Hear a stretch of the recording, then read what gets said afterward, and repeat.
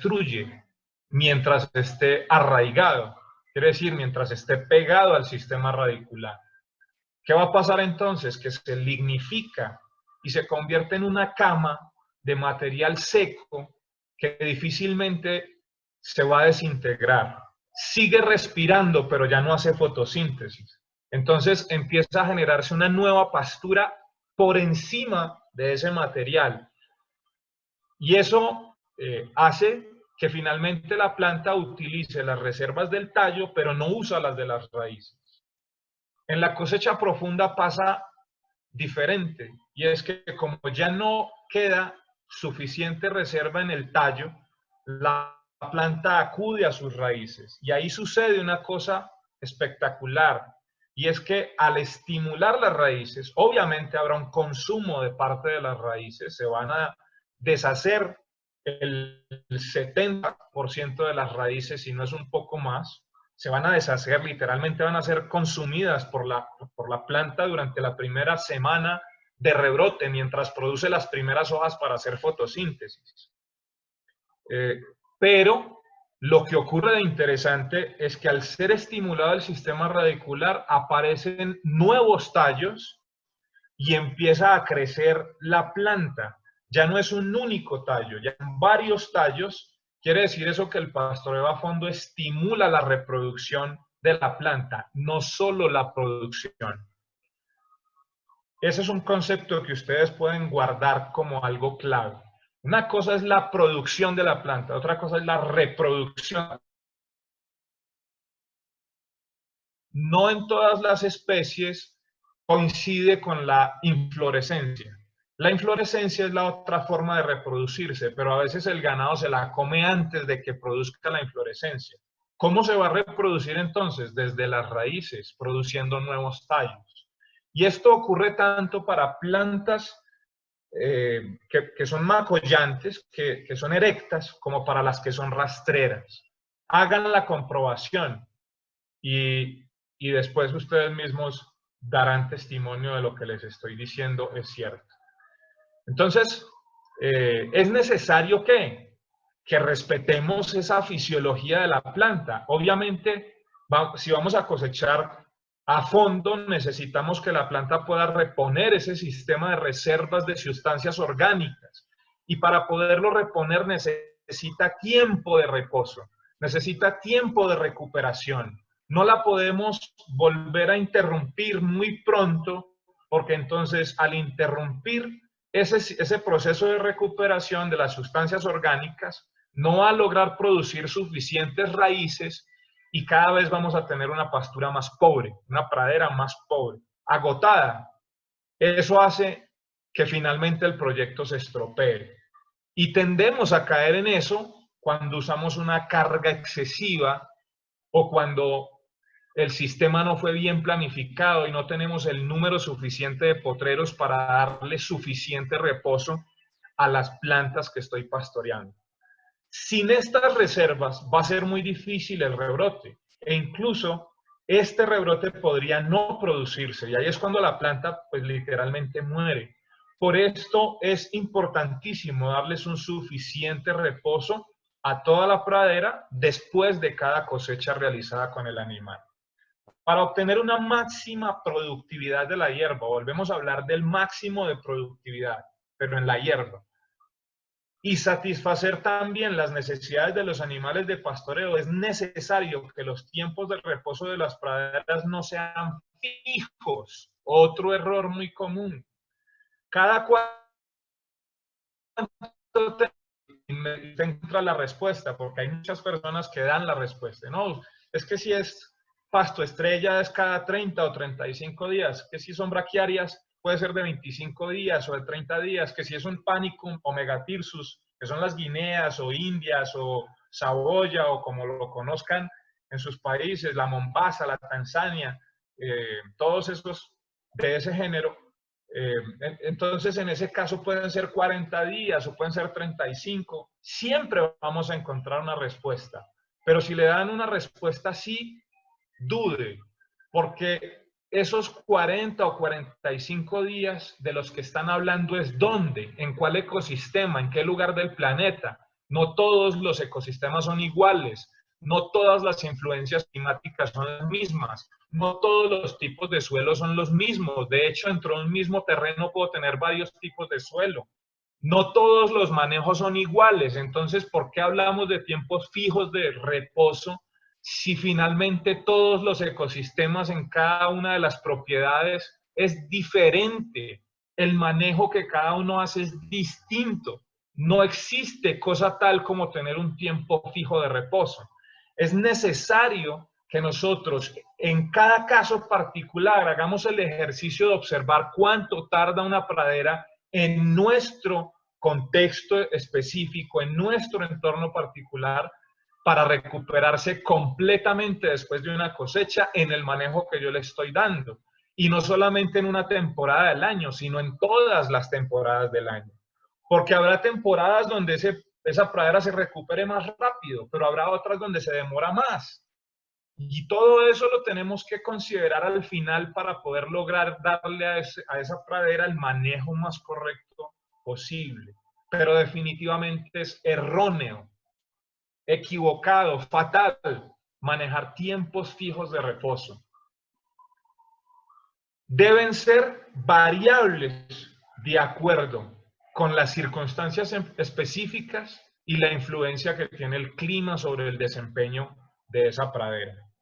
La planta pratense, o sea, los prados, las gramíneas, son todas aquellas que tienen la capacidad innata de almacenar en sus raíces y en la base de sus tallos varias veces durante un mismo año las reservas de sustancias orgánicas suficientes que le permitan producir un nuevo rebrote tras cada cosecha a fondo, aunque sea esta realizada por una segadora o por la boca del animal. Y también ustedes deben considerar que la planta reacciona muy distinto si la corta usted con una guadaña o con un machete, o si la corta simplemente con la boca del animal. Es diferente la reacción que las plantas tienen a los diferentes tipos de cosecha que podemos hacer. Ustedes lo pueden comprobar. Agarren un cuchillo, corten 4 o 5 metros cuadrados y al lado agarren un machete y cortan otros 4 o 5 metros cuadrados. Y al lado agarren una guadaña y cortan otros 4 o 5 metros cuadrados. Luego comparan cómo reacciona cada una de las áreas y se van a dar cuenta que eso genera unas diferencias. La herramienta que usemos para cosechar la planta determina también la respuesta que ellas tengan en el rebrote. Y eso no lo estamos considerando. Para nosotros es lo mismo si cortamos o metemos ganada. Y no es así, no es verdad. Y normalmente se recuperan mucho más rápido y producen mucho más volumen cuando la herramienta que usamos son los animales. Lo decíamos al principio, el impacto que tienen los animales en la pradera hay que tenerlo en cuenta, es importante. Entonces, para cerrar esta primera parte, en la planeación del pastoreo necesitamos considerar por lo menos 10 cosas. Y aquí van las primeras 5. La naturaleza funciona como un todo integral. Nosotros no podemos pensar en desconectar todos los elementos de la naturaleza, arreglar cada uno por separado y después poner a jugar todo eso junto. No, eso es equivocado, es un planteamiento erróneo. Necesitamos entender que la naturaleza está compuesta de interacciones biológicas, que nuestra presencia está ahí justamente para que apliquemos el razonamiento, para que usemos nuestra inteligencia, seamos capaces de detenernos a observar y basados en esa observación vayamos identificando cómo el suelo interacciona con las plantas con el animal con el suelo y la planta, y todos ellos con todo su entorno, y cómo reaccionan los organismos vivos del suelo con respecto a todo ese entorno, y cómo reaccionan todos ellos a los cambios de clima. Todo eso es un solo conjunto que no podemos trabajar por separado. No es lo mismo sumar partes que entender cómo ellas trabajan en conjunto. Y así es como lo tenemos que lograr llegar a manejar. La segunda cosa es que cada terreno es un ecosistema particular. No hay ningún ecosistema igual a otro. Existe lo que en la biología llamamos los microecosistemas, que lo puedo llevar hasta la unidad más pequeña posible. Pero en este momento a lo que me refiero es que cada granja, cada unidad productiva, cada finca tiene una respuesta distinta al manejo que hacemos.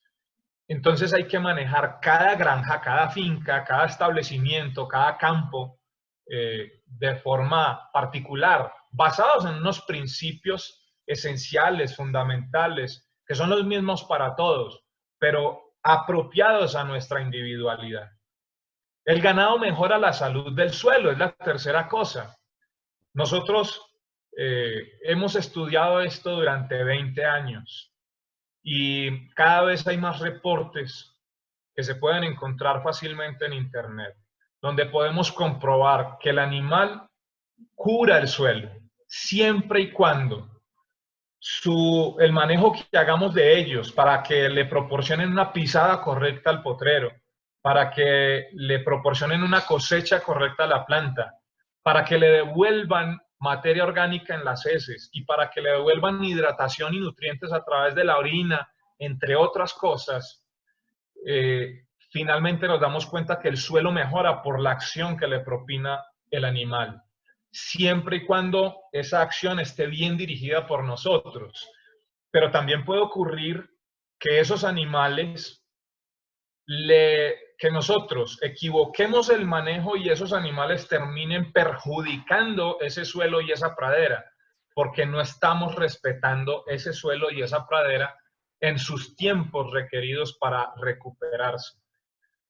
Clave que podamos entender eso, que el ganado mejora la salud del suelo, pero siempre y cuando nosotros intencionalmente hayamos planificado y estemos ejecutando y administrando correctamente a ese grupo de animales para que tenga un efecto positivo sobre ese suelo y esa pradera que tenemos en cada lugar. Lo cuarto es que el tiempo es más importante que la carga animal. Mire, en esto, ahorita voy a hablar de otros conceptos adicionales, pero les confieso que cometimos un error y creo que es la primera vez que lo hago público por muchos años, y es enfocarnos en las altísimas cargas animales. ¿Por qué? Porque más importante que tener altísimas cargas animales es respetar los tiempos de la naturaleza. Y la carga animal definitivamente influye sobre los tiempos de la naturaleza. Demasiados animales van a tener un efecto distinto que pocos animales. Y no se trata de tener ni poquitos ni muchos, porque si tengo poquitos perjudico el manejo y el suelo. Entonces no le voy a causar un efecto de salud, sino de perjuicio. Y si tengo demasiados, que aparentemente va a ser para mejorar la salud, también lo voy a perjudicar por varias razones. Tiene que haber un balance en la carga animal. Entonces, hoy en día no estamos tan preocupados por lograr las máximas cargas.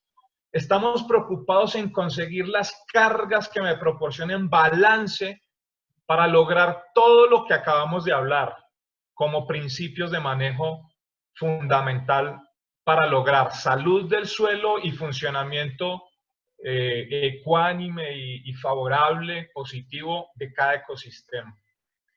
Y tiene que ver más que todo con los tiempos, lo que Wasson define como el tiempo de reposo y el tiempo de ocupación.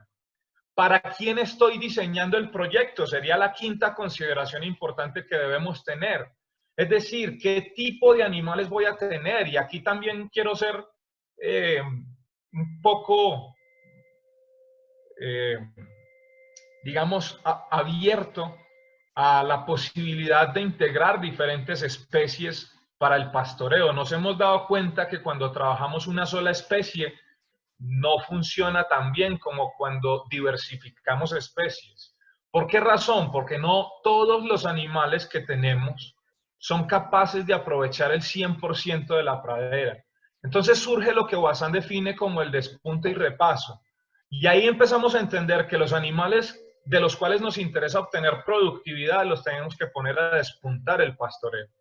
Pero el resto de la pradera es mejor no pastorearla con animales de producción, es decir, los que nos proporcionan el flujo de caja del negocio ganadero, los que producen la leche o la carne, por ejemplo, o las crías, sino que tenemos que utilizar animales que sean capaces de aprovechar la fracción más fibrosa que dejan los de despunte.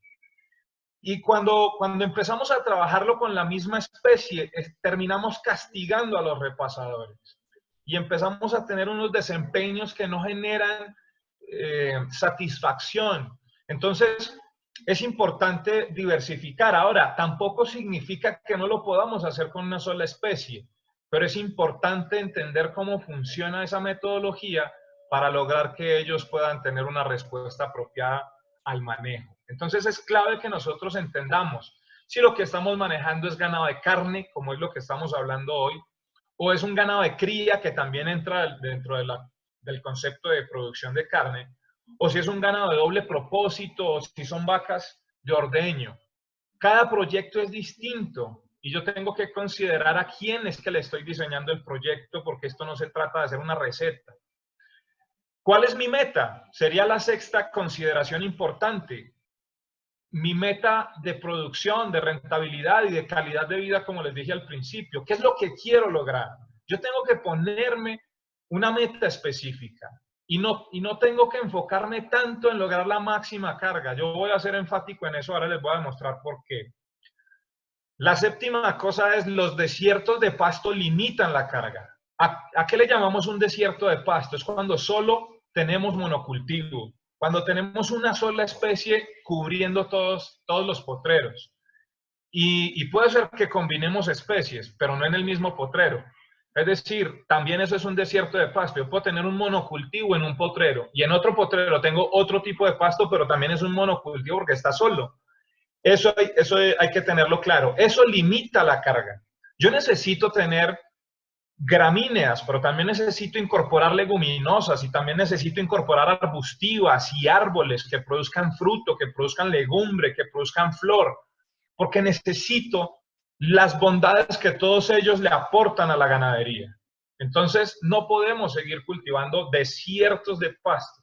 Eso limita la carga. No hemos tenido ningún proyecto en monocultivo que sea capaz de superar la carga animal de 3 UGMs por hectárea. Estamos hablando de 1.500 kilos hectárea. No hemos podido. En cambio, cuando pasamos a tener arborización, plantas arbustivas, leguminosas, todo dentro del mismo ecosistema de cada potrero, empezamos a superar fácilmente, entre comillas, esas cargas y a hacerlas sostenibles en el tiempo. Entonces, también la composición botánica de mis praderas tiene mucha influencia sobre la capacidad de carga. Eso creo que es lógico también, fácil de entender, pero a pesar de que lo sabemos, no lo aplicamos. Debemos saber usar cada una de las herramientas y ya me voy a detener a especificar de qué herramientas estoy hablando. Debemos evaluar cada decisión antes de ejecutarla. Mire, nosotros somos muy extraños los seres humanos. Somos realmente poco racionales. Yo tuve un profesor en la universidad que nos repetía mucho esta frase. El sentido común es el más común es el menos común de los sentidos. Como queriéndonos decir, todos tenemos sentido común, pero unos lo usamos y otros no lo usan. ¿Sí? Esa es la diferencia. Entonces, aquí tenemos que saber usar el sentido común. Nosotros, ¿por qué digo que somos muy extraños? Porque primero sometemos algo a prueba y después lo evaluamos. Cuando lo que debimos haber hecho fue evaluarlo primero y después someterlo a prueba. A eso nos referimos con que cada decisión que tomamos sobre algo, la deberíamos evaluar primero, antes de convertirla en un manejo generalizado de mi negocio, de mi empresa o de mi granja. Y hay que monitorear, finalmente, esta es la décima, hay que monitorear permanentemente. Yo no puedo tener una empresa ahí como a que se maneje sola. O simplemente confiar que el pastor hace todo. No, nosotros necesitamos llevar una administración que permita generar evaluaciones frecuentes, que permita hacer diagnósticos frecuentes, que con base en esos diagnósticos podamos hacer análisis y que con base en esos análisis podamos establecer diagnósticos de situación y que a partir de esos diagnósticos logremos identificar dónde estamos cometiendo fallas y dónde estamos cometiendo aciertos y que esos aciertos los podamos prolongar y que esas fallas las podamos corregir.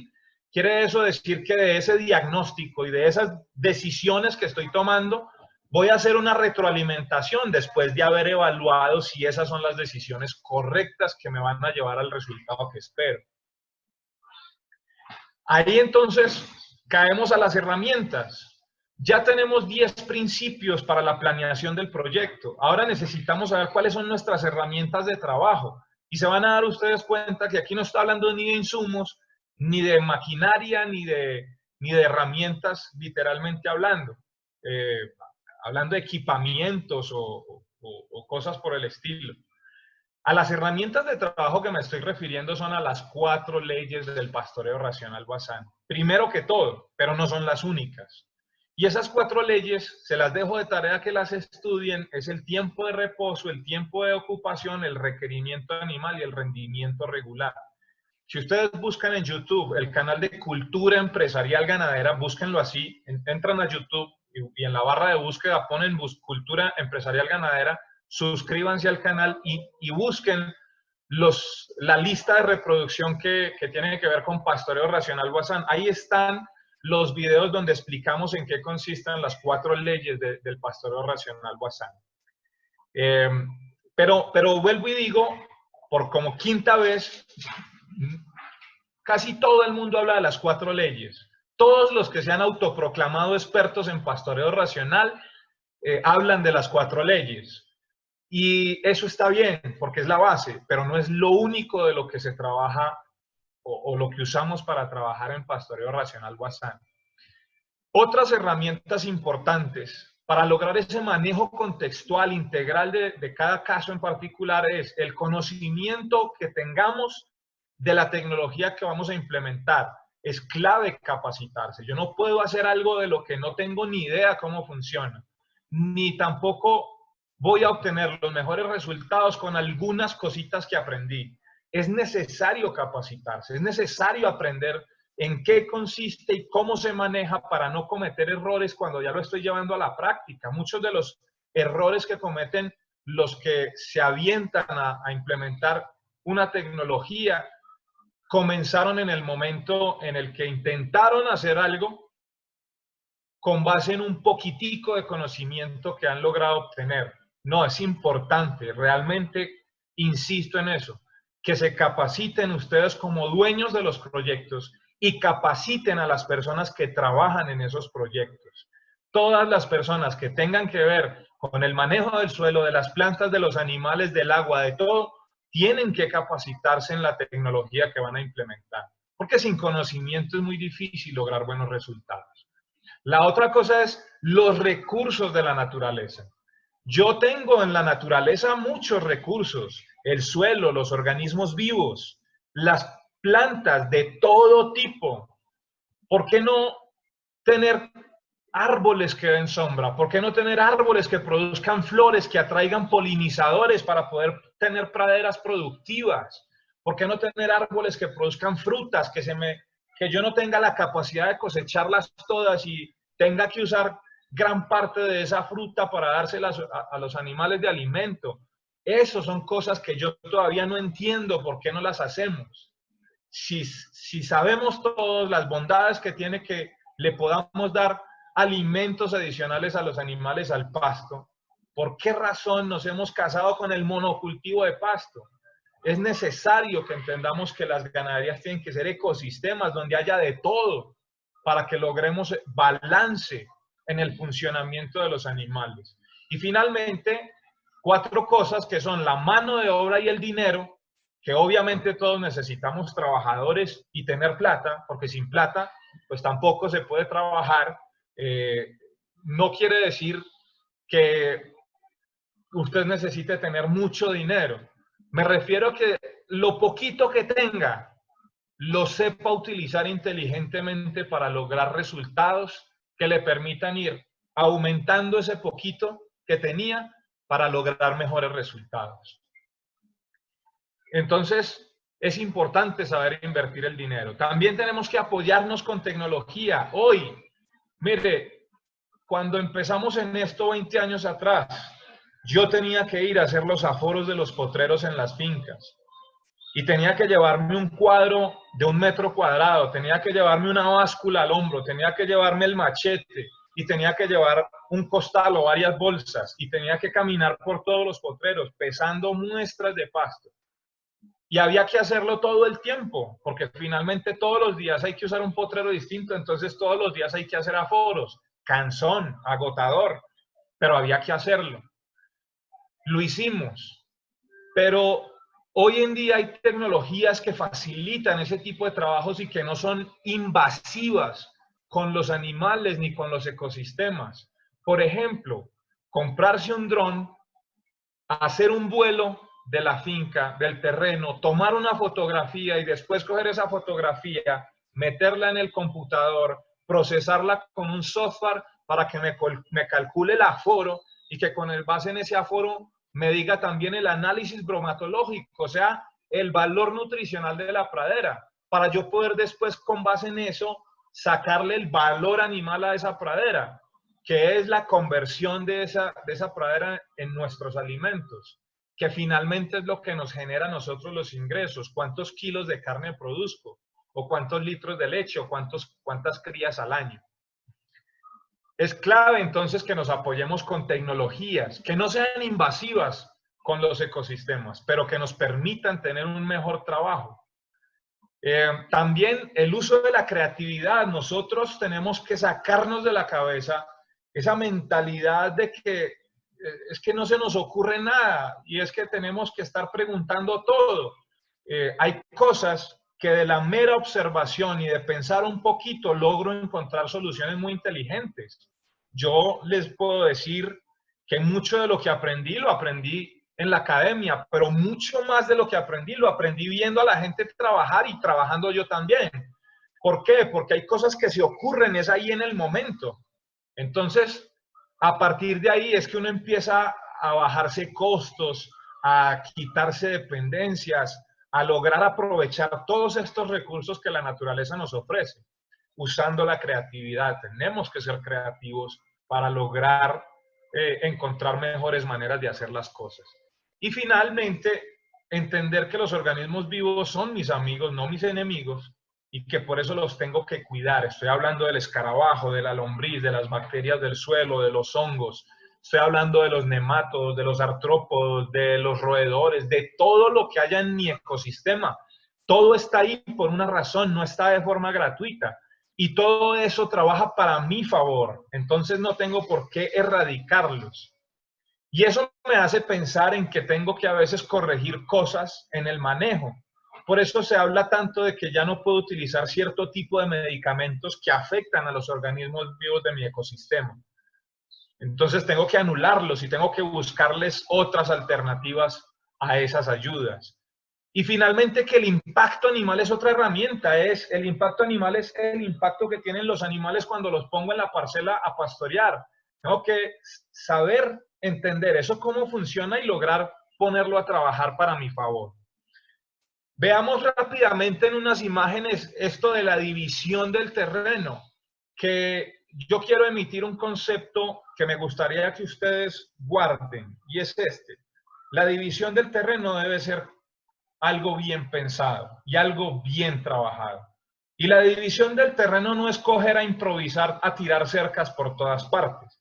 Ni se trata de hacer cuadritos, ni rectangulitos, ni triangulitos, ni circulitos, ni panelcitos. No, hay que pensar bien. ¿Por qué? Porque esto no es de simplemente coger y partir en 50 o 60 potreros. Mucha gente leyó a Piñeiro en el libro, y en el libro Piñeiro dice, es que lo mínimo que hay que hacer son 40 divisiones. Entonces, los que leyeron el libro de Piñeiro hacen 40 divisiones. Otra gente leyó a Nilo Ferreira Romero, y Nilo dice que tienen que ser 30, mínimo. Entonces hacen 30 divisiones. Otra gente leyó a Wassan, y Wassan dice que son 32, entonces agarran a hacer 32. Y otra gente nos leyó a nosotros, que hablamos de 72 y agarran a hacer 72. Y otros fueron al curso presencial con Piñeiro y en el curso Piñeiro habla de 60, no de 40 como está en el libro. Entonces agarran a hacer 60 divisiones. Por Dios, eso no tiene análisis, eso no está planeado. Esos son datos que uno da para que la gente pueda tener una guía, pero no significa que es una norma. Hay que saber cuántos potreros tengo que hacer. Y Wassan lo que dice tiene una frase bien interesante, es la siguiente. El productor y el profesional en lo primero que se preocupan de saber es de qué tamaño quieren hacer sus parcelas. Así literalmente lo escribe Wassan. Pero realmente es más importante el número de parcelas o el número de divisiones. ¿Y quién se preguntó eso? Seguramente los que ya han ido conociendo se preguntaron entonces cuántas tengo que hacer, a quién le hago caso, a Nilo Ferreira que dice 30, a Wassan que dice 32, a Piñeiro que dice 40 veces en el libro y 60 en los cursos, o le hago caso a Michael que dice 70, 80 o 90. ¿A quién le hago caso? O si escucho a otros más que dicen otros números. Los números son una referencia, no son una norma. ¿Qué es lo que yo tengo que hacer? De encontrar el número correcto para mi caso en particular. ¿Cómo se comportan mis praderas, en mi suelo, en mi entorno climático? ¿Cómo se comportan mis animales pastoreando esas praderas? ¿Cómo cambian los patrones de clima en el año en mi caso particular? ¿Qué tipo de animales voy a tener ahí? ¿Cuántos grupos de pastoreo voy a hacer? Todo eso influye en el plan de pastoreo racional que vamos a hacer. Entonces la división del terreno no puede ser de cualquier manera. Esto tiene que ser algo bien pensado. Ahora fíjense la ilustración que voy a hacer. Hace una semana estoy haciendo una serie, bueno, hace como mes y medio publiqué un libro que se llama El Manual Práctico del Pastoreo Racional Wassan, que intenté escribir para que sirva de guía práctica metodológica en la implementación de esta metodología en campo. Ese libro está disponible en amazon.com, únicamente ahí. No se vende en otra parte porque no es un libro impreso, es un libro digital. Se descarga a teléfonos, tablets, computadoras. Ese libro lo redacté para ayudarle al productor a tener una guía de lo que tiene que ir haciendo paso a paso. Pero también empecé hace 2 semanas atrás o 3 semanas atrás a hacer videoclips basado en la información del libro. Entonces publiqué el segundo la semana pasada donde vamos a ver esto que vamos a ver a continuación. Esos videoclips están en el canal de YouTube de Cultura Empresarial Ganadera. Y miren esto tan interesante. Yo, digamos que tengo un ejemplo para ilustrarle a los productores lo que yo he logrado interpretar usando la racionalidad para poder explicar y hacer entender esto cómo es que funciona. Entonces lo llamé una manzana entre 4. Y este ejercicio consiste en agarrar la manzana y partirla en 4 pedazos, pero elegir a 4 personas diferentes y de forma aleatoria, no seleccionándolos por tipo, por talla, por edad, no, aleatoriamente. Entonces voy a tener 4 personas distintas y a cada persona le voy a dar una porción de la manzana. Y después le voy a preguntar, ¿le gusta ese pedazo? ¿Le gusta esa fracción de la manzana? ¿Lo satisface? ¿Se siente bien de recibir ese trozo? Y él va a comparar los otros 3 pedazos, porque así somos los seres humanos. Entonces miramos a las otras 3 personas y yo estoy pensando, pero es que a mí me tocó la parte de abajo, el número 3. Vamos a poner el que está en la pantalla. Y es como más pequeñito que el 1 y el 2. Yo hubiera preferido tener el 1. Por ejemplo, ¿sí? Ese tipo de cosas pueden ocurrir. Entonces, ¿qué quiero ilustrar con eso? Que si yo agarro y parto algo en varios pedazos y los entrego a diferentes personas, todos van a reaccionar distinto. La primera enseñanza que quiero dejar con eso es que la reacción que tienen las personas a cada trozo de la manzana va a ser diferente. Lo mismo pasa con los animales en pastoreo. El grupo de animales que yo voy a poner a pastorear en cada uno de los 4 segmentos que partí mi terreno, va a tener un impacto sobre esa pradera y esa pradera va a afectar el desempeño de ese animal. Y ahí empezamos a entender cómo es que funciona esto del desempeño animal. Entonces, solo quiero que miren a la pantalla. Ahí lo partí en 4. Una división horizontal y otra en vertical. Y esa división en 4 me da 4 fracciones distintas de la manzana. Pero ¿qué pasa si en vez de hacerlo en cruz, lo hago en verticales? Voy a tener 4 distintas fracciones de la manzana. Si yo las puedo medir y las puedo pesar, van a medir diferente y van a pesar distinto. Y las voy a entregar aleatoriamente y la persona puede ser que le guste el pedazo que le tocó y puede ser que no. ¿Y qué pasa si lo parto en horizontales? Lo mismo. ¿Y qué pasa si lo parto en diagonales o oblicuas? Va a pasar lo mismo. Entonces, fíjense que tengo diferentes formas de dividir. Acá tengo una forma de dividir, acá tengo otra forma de dividir y acá tengo otra forma de dividir y esto es otra forma de dividir. ¿Y qué tal esta? Entonces ya no la voy a partir yo y voy a distribuir 4 pedazos. Simplemente le voy a entregar la manzana a alguien para que la vaya rotando a ver si esa persona se le ocurre pensar que las otras personas también quieren comer la misma porción de manzana o simplemente come lo que le gusta y a los demás verán cómo se defienden. Eso impacta sobre las demás, sobre el desempeño de cada una de las personas. Si todo esto lo trasladamos al potrero, nosotros no podemos agarrar a partir como se nos ocurra. Todo tiene una racionalidad, todo tiene un sentido de ser y tenemos que encontrar cuál es la mejor manera. Ahora, esto es otra ilustración complementaria. Hagan de cuenta que todo eso es un potrero, todo. Ahí, esta es una foto de dron de un proyecto que ya está dividido, pero voy a hacer de cuenta que la finca es este cuadro que vemos acá. Esa es su finca, ese es su terreno. Ahora, usted se pregunta, bueno, voy a dividir esto, entonces lo voy a dividir como se me ocurra. No estoy planificando. Lo que yo necesito inicialmente ilustrar aquí es cómo voy a lograr impacto animal. Entonces, en este caso, tengo un impacto animal acá. Es todos los animales sueltos en la finca sin división de potreros. Eso tiene un impacto. Las praderas no tienen reposo, entonces no tienen recuperación. Pero ¿qué pasa si yo parto esa finca en 2 partes? Ya le voy a dar reposo a un lado y ocupo el otro. Eso tiene otro impacto distinto al anterior. ¿Y qué pasa si sigo dividiendo? Esto de ofrecer una 1/4 parte del terreno y dejar descansar las otras 3 se comporta diferente que si lo parto solo en 2 o que si no lo parto. Y así sucesivamente. Puedo seguir partiendo cuantas veces yo quiera. Mientras más divido, mayor impacto genero. Por eso esto debe tener un balance. No es llegar hasta el máximo, hasta el extremo, porque todos los extremos son malos. Puedo seguir dividiendo y sigo generando impacto animal. Esto tiene siempre resultados positivos. Siempre, cualquier forma de división que usted utilice, le va a dar resultados mejores que si no divide. Pero tengo que empezar a saber cómo lograr darle un mejor uso a lo que yo tengo. Con respecto a las cargas animales, no podemos trabajar lo mismo para todos los proyectos. Entonces, acá, por ejemplo, tengo un mínimo de 3 unidades de ganado mayor que son 1.500 kilos hectárea o un máximo de 6 unidades de ganado mayor que son 3.000 kilos por hectárea. En esas cifras se mueve un proyecto de pastoreo racional. Si eso lo puedo hacer para 1 hectárea, entonces para 10, ¿qué puedo lograr?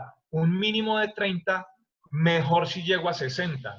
O un mínimo de 15.000 kilos, mejor si llego a 30.000. Es lo mismo, pero expresado en cabezas o unidades animales y en kilos en pie. ¿Qué pasa si no son 10, sino que son 100? Entonces puedo tener un mínimo de 300 UGMs, un máximo de 600. Y quiere decir que me puedo mover en los intermedios. Puede ser que logre 3, 4, 5 o 6. Cada proyecto va a reaccionar diferente y no es necesario llegar a lo máximo. Es importante guardar el balance. Finalmente, con lo que respecta al desempeño del ganado de carne, ya de forma específica, todo lo anterior fue para entender cómo se maneja el pastoreo racional. Ya hablemos del desempeño del ganado de carne. El ganado de carne, en el concepto zootécnico en el que nosotros nos basamos, comienza con la cría. Tenemos la tendencia a pensar que el engorde es poner animales a ganar kilos, punto. Pero el engorde comienza desde cuando la vaca se preña y empieza a desarrollar una gestación. Si yo no sé manejar la vaca, no va a tener una buena gestación y me va a producir una cría, un ternero o una ternera que no tenga un buen desempeño. Gran parte de ese desempeño que el animal va a tener se lo debe a la genética. Y es clave usar una genética de calidad, como el caso del Angus. ¿Que le aporta qué? Que le aporta precocidad en la producción, que le aporta calidad de carne, que le aporta marmoleo al producto, que le aporta desempeño. Pero, ¿qué pasa si colocamos el Angus en un ecosistema que no le corresponde? Y tenemos a las vacas malnutridas durante su gestación. El producto es una cría que también se nutrió mal y que pues obviamente el desempeño a lo largo de su vida va a ser un desempeño normal, nada del otro mundo. Puede que no sea el peor, pero tampoco va a llegar a ser el mayor, el que según su genética debería tener.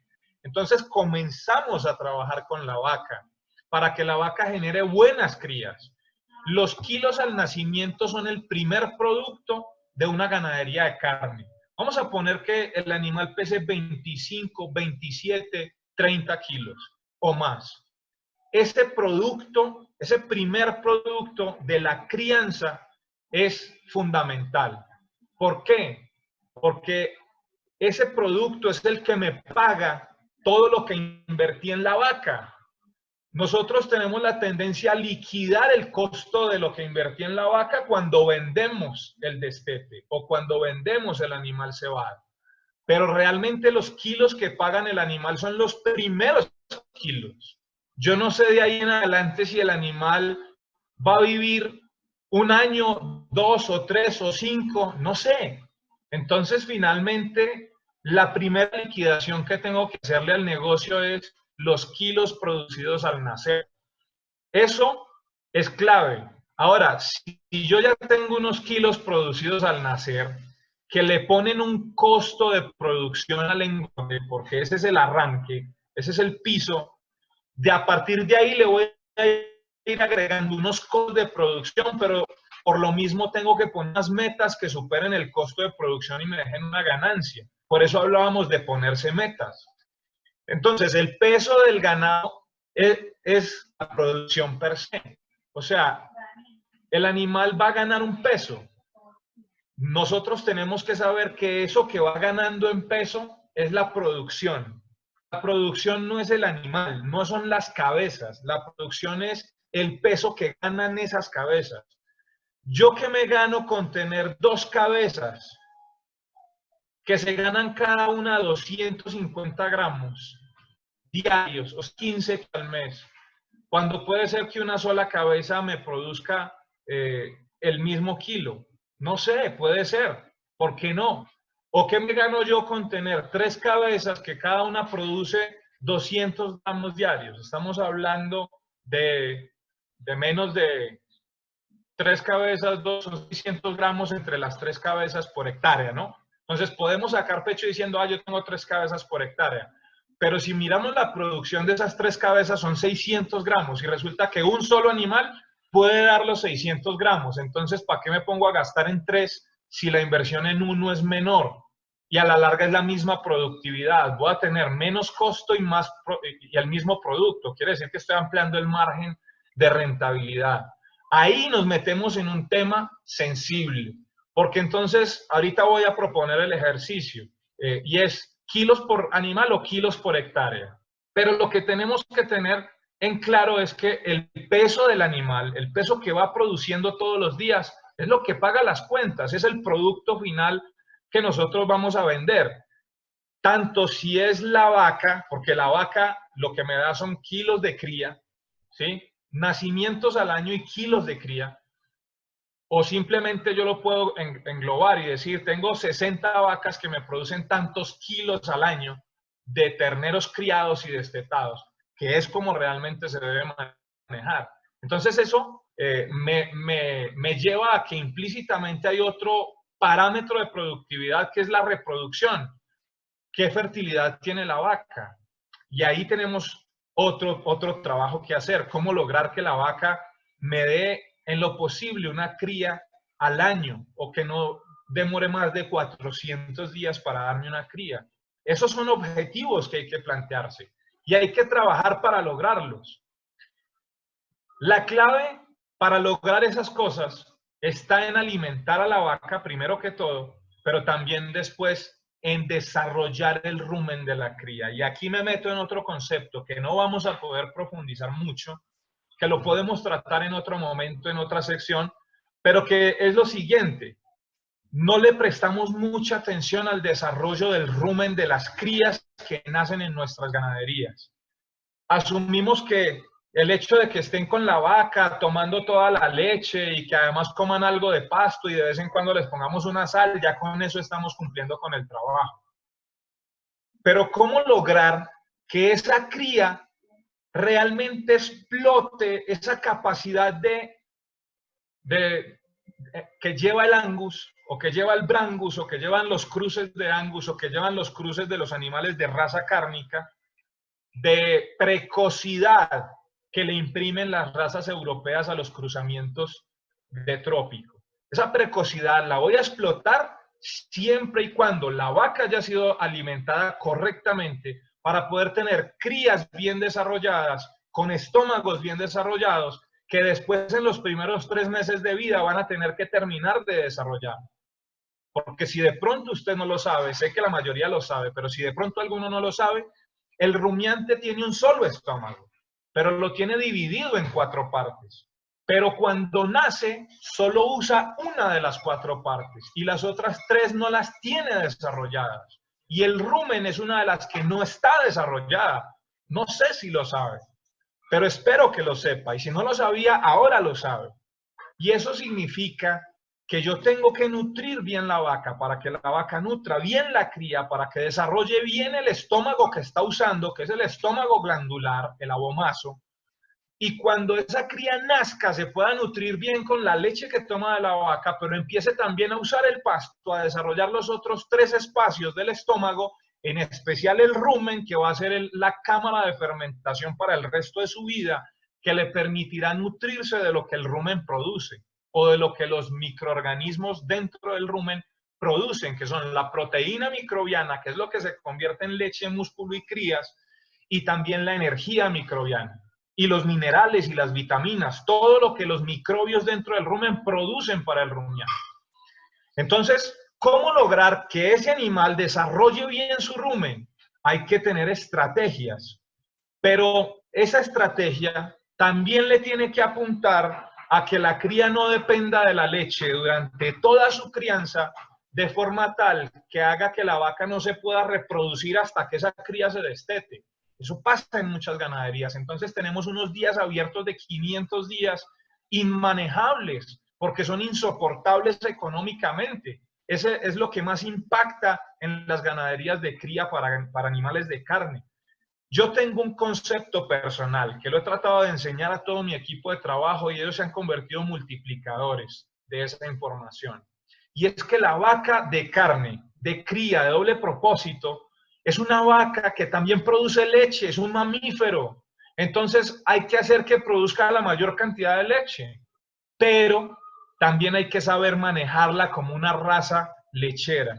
Y es decir, tengo que entender que la vaca hay que separarla de la cría, así sea por tiempos durante el día, de tal manera que esa vaca logre preñarse rápido, que no se demore más de 100 días en preñarse. Si lo puede hacer en 90, excelente. Si lo puede hacer en 70, mejor. Si lo puede hacer en 50, golazo. Esas son cosas en las que nosotros tenemos que trabajar. ¿Por qué? Porque si la vaca no se preña rápido, entonces voy a tener una muy baja productividad. Ahora, si yo no tengo cría, sino solo el engorde, entonces con el engorde tengo que ser consciente de que yo no sé de dónde viene la cría. Yo no sé cómo criaron ese animal. No sé cómo alimentaron la vaca que dio esa cría. Entonces no tengo ni idea de cómo se va a desempeñar esa cría. Pero rápidamente nos vamos a dar cuenta de su desempeño cuando empiece a trabajar en campo. ¿Y qué es lo que vamos a ver? Si el animal es capaz de convertir el pasto antes de ponerse a darle cualquier suplemento.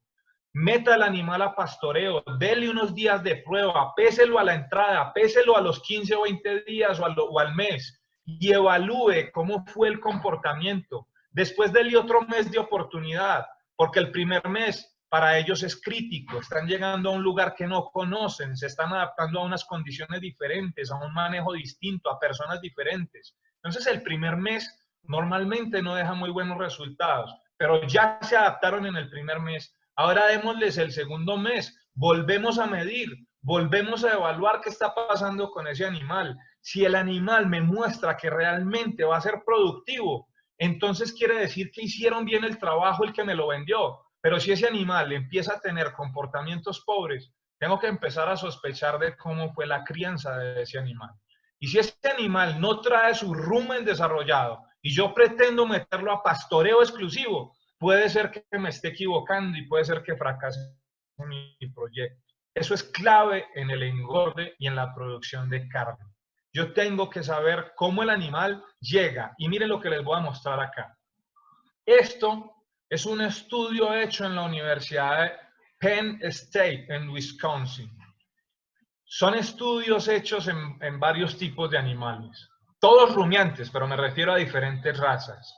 ¿Qué pasa con estos animales? Observen la foto del lado izquierdo. Son animales crías que son alimentadas de leche de la vaca y heno.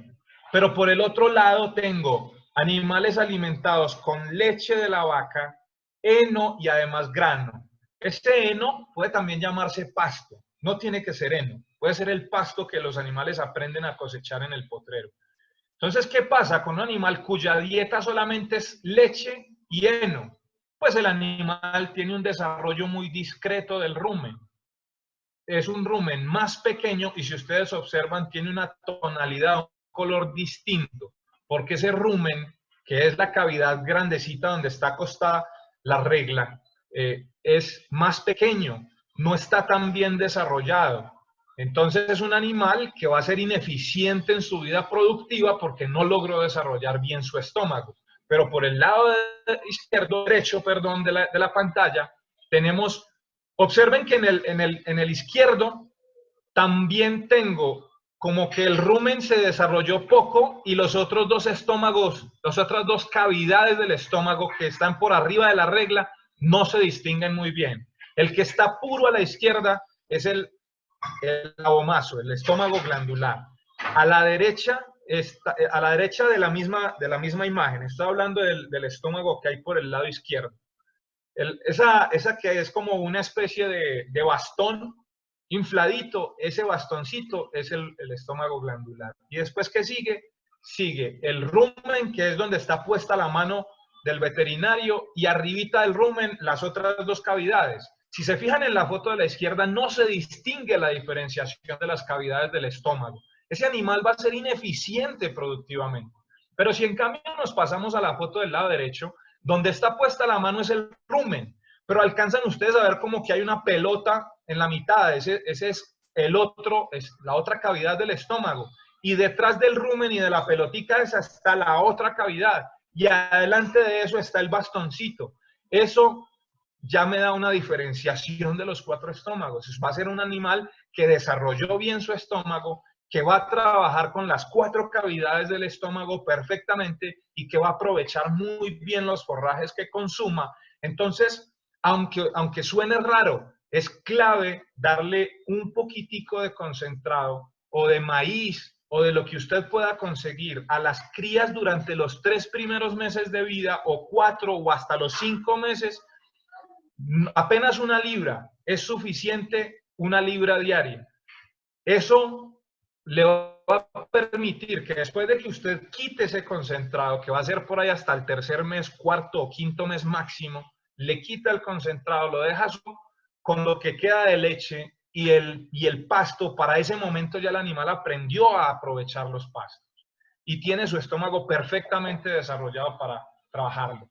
¿Y qué pasa cuando ya el animal crece más grande? Ya esto es un animal destetado. Entonces el que fue alimentado con pasto y leche tiene un desarrollo, pero fíjense que todavía no logra ser tan bien desarrollado como el del lado derecho, que es un estómago en el que el animal fue trabajado con una dieta incluyendo suplementación en los primeros 3 a 5 meses de vida. Eso es un tema que amerita toda una explicación, que amerita toda una conferencia. Pero simplemente les quiero ilustrar con estas imágenes lo que pasa con estos animales. Fíjense ahora una comparación entre, al lado izquierdo tenemos la imagen de un rumen. Este solo es el rumen. Ese rumen, el que es alimentado con solo leche, fotografía del extremo izquierdo de la pantalla, solo leche, es un rumen liso. Liso, totalmente liso, no desarrolló las papilas ruminales. Y el que está por el lado derecho, extremo derecho, que fue alimentado con pasto y leche, ese animal tiene algo de desarrollo de las papilas ruminales.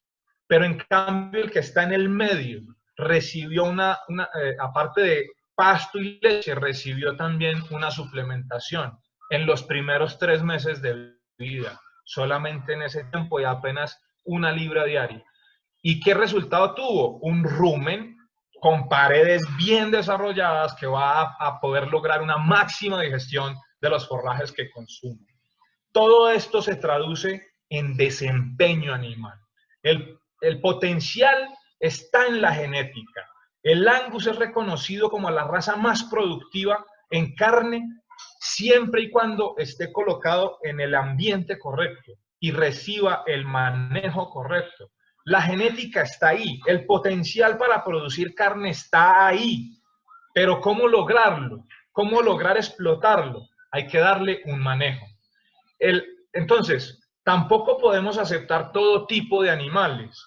No estoy hablando de la raza, estoy hablando del biotipo. Yo tengo que empezar a seleccionar los animales que mejor se comporten en mis potreros.